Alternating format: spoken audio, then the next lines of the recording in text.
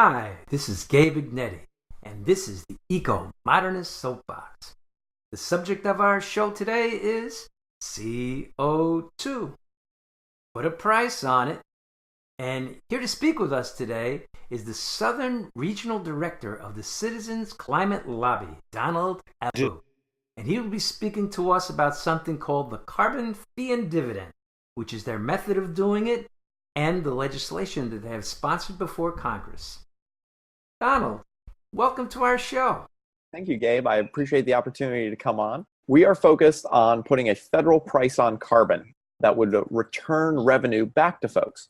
This is called a fee and dividend policy. And this policy has come to fruition in the form of bipartisan bills in the U.S. House and Senate called the Energy Innovation and Carbon Dividend Act. These bills, one originally introduced in the House in November, and then a companion introduced in the Senate in December, were the first bipartisan climate bills in a decade. We're very excited about these. Obviously, they didn't proceed. They died during the lame duck. However, we just had bipartisan reintroduction of the Energy Innovation and Carbon Dividend Act. The new House bill is H.R. 763, and that was introduced yesterday by a bipartisan group of members in the U.S. House. And what this policy would do is put a steadily rising price on fossil fuels that would be paid by the fossil fuel companies. So think coal, oil, natural gas, ExxonMobil, Shell Energy. These are the folks that are actually going to be paying that fee. And the revenue that we generate from that fee will be returned evenly to every American. So it's revenue neutral, it's effective. We reduce carbon emissions by 40% over 12 years. And we would create 2.1 million new jobs over that same time span. It's bipartisan, it's revenue neutral, and it's good for our health, along with reducing our carbon emissions for the planet. It's a very exciting time for us for CCL, and I would love to talk through that with you more. I understand there's been a bit of opposition to this carbon fee and dividend. I know we had the situation where they had a referendum in the state of Washington that was actually opposed by the Sierra Club and many other organizations, and Food and Water Watch opposes this. I mean, it's a bit controversial. Could you speak to that a little bit?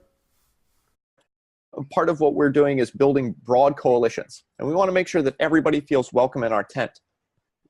And so some folks on the left and some folks on the right don't particularly like this policy. And that's okay. The vast majority of folks in the center do. And this is a policy that is supported by former economists. All 4 former Fed chairs endorsed this policy, along with the Council of Economic Advisors. So we have a very strong support from the economic community and good data showing us that by putting a rising price on fossil fuels, we can see that reduction. And really, this is a timing issue. Frequently we're reading the news about how bad climate change is. Seems like there's never an article that says, hold on, this wasn't as bad as we thought. It's always a little worse.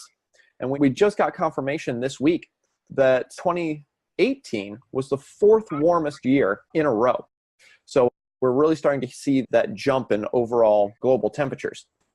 So this is the most aggressive proposal that is currently in Congress and meets needs of the problem.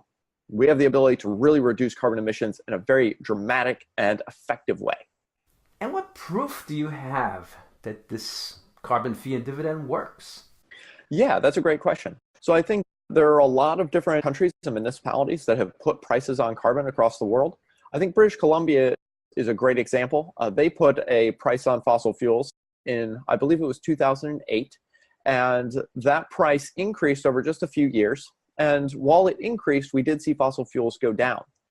We have the first real-life model of this taking place in Canada right now. Each province is required to address carbon dioxide emissions. They're required to lower them. And if the province doesn't enact a way to do that, then basically the federal backstop in Canada is this fee and dividend policy. So it has passed nationally in Canada. So we'll have a really good case study to see over the next couple of years what's going on. But we're confident that the numbers will bear out, as we've seen it in these smaller pockets as well. We're pretty confident that this will be effective. We have a lot of scientific evidence and economic evidence to back us up. I think the best example is tobacco. As we've steadily increased the cost of tobacco, we've seen smoking rates in the United States go down. I think the same is true here. The bill also has a built-in mechanism to make sure we're hitting our targets. So as we increase this fee per year, $10 per ton per year, we will actually be setting benchmarks. And at the 5-year benchmark, if we haven't yet reached that benchmark, if we're still emitting too much, then that $10 per year increase automatically jumps to a $15 per year increase. So we've got a mechanism in the bill to ensure that the economics continue to provide that push to move away from fossil fuels. We expect to see a 33% reduction in 10 years and a 40% reduction in 12 years. And if we haven't hit those numbers, then we're going to need to add additional regulation and additional things to help us move this forward. So there are ways within the bill to not only ramp up the economics, but also provide for additional regulation as needed if we aren't hitting our targets. I understand that methane is over 20 times more potent than CO2 as a greenhouse gas over a period of 100 years. And the question in my mind is that you could have your carbon dividend working and everything on the ledgers looks great, but really the actuality is that in terms of the climate, we're actually doing worse. Now, there's a little bit of a difference because, like you said, methane is a more potent greenhouse gas. It cycles out of the atmosphere much faster than carbon dioxide. But while it's in the atmosphere, it does act as a much stronger forcer. Methane is part of natural gas, and so we will actually price methane as the CO2 equivalent of the fuel.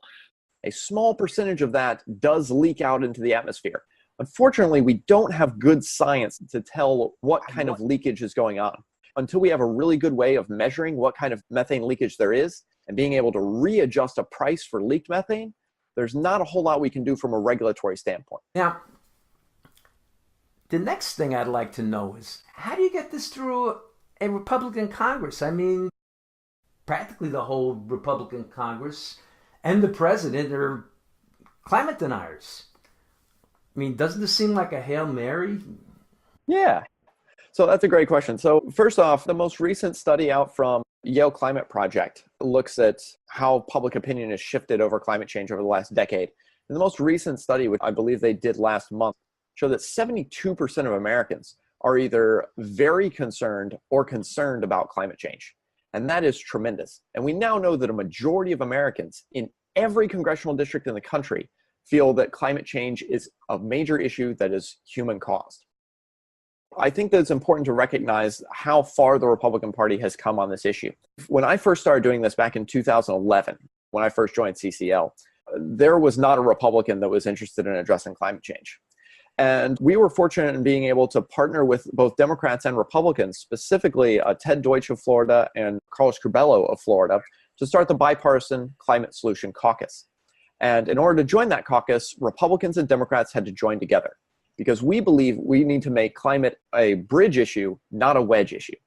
And by making it a bridge issue, we brought Republicans and Democrats together. At the end of the last Congress, we had 90 members on that Climate Solution Caucus, 45 Republicans and 45 Democrats working together on this issue. And that culminated in a bipartisan introduction, both in the House and the Senate, for the Energy Innovation and Carbon Dividend Act. So I think we're seeing Republicans break towards climate action. And we're seeing that more and more. In fact, I think the last election was a really good example. Representative Mark Sanford down in the 1st District of South Carolina, a very Republican district, he joined the Climate Solution Caucus. He was also a member of the Tea Party. And Mark Sanford ended up being attacked for that from his right and lost his primary. And then in this very Republican district, I believe it was a Republican R+7, the Democrat carried the district, partially because he talked about climate change. So I think that the elections are bearing out that climate change is an issue regardless of what party you fall on. And I think both parties have the ability to agree, compromise, and pass legislation that's going to be beneficial to the economy and the planet.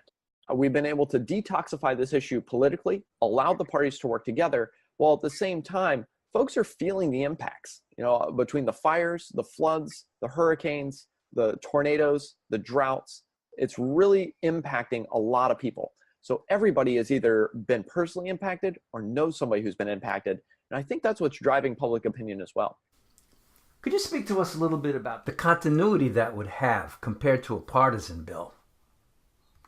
So I think that a great example is the Clean Power Plan. A lot of Democrats worked really hard to put that Clean Power Plan together, both in Congress and in the Obama administration. because they saw the issue and they saw that Republicans weren't moving on it. So they decided to move forward unilaterally. And that executive work took many years to put together. And before it was implemented, it was immediately stayed by the US Supreme Court. So what we found is we can't do this executively. We know we don't have the power to address it. This has to go through Congress. And I'll use the other analogy of the Affordable Care Act, or Obamacare. That ended up getting pushed through just through Democrats without Republican support. And because it didn't have Republican support, it became a punching bag for the last 8 years. And that's not what we want to have happen with climate change. We want to make sure that both parties feel that they have strong buy-in on this and understand that it is a great policy to achieve the carbon emission reductions we need while at the same time growing the economy. Okay. And how do we get the states where you have so many workers and so many industries dependent on fossil fuels, such as West Virginia, Kentucky, Louisiana with oil, on board? That's a great point. I get to spend quite a bit of time in coal country. And one of the things that's really important about our policy is the dividend. The fact that we're going to return this revenue back to folks. I had an opportunity to talk with a woman. Her husband had just been laid off from a coal mine. And I do want to talk a little bit about coal mining numbers. Actual miners in the country is down to about 14,000 miners.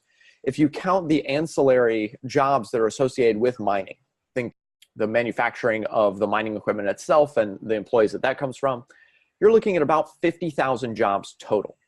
That is a very, very small number of jobs.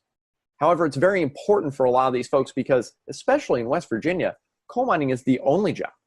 And a lot of coal miners I've talked to don't want to be in those mines. They know the dangers, they know the risks to their health, they know the immediate risks to their physical safety, and they would rather have something else. However, without any economic choice, this is the best option. So that's why that dividend is so important. Returning that revenue back to folks is going to make a big difference. Coming back to the woman I spoke with whose husband had just been laid off, when I told her that her family of 4 would receive a $50 check a month, she was really surprised and said, that would be tremendous. That would help me a lot. And that's exactly what we're proposing, is with the Energy Innovation and Carbon Dividend Act, we're going to be returning about $50 a month to every family of 4 for the first year. And then that dividend check will go up every year.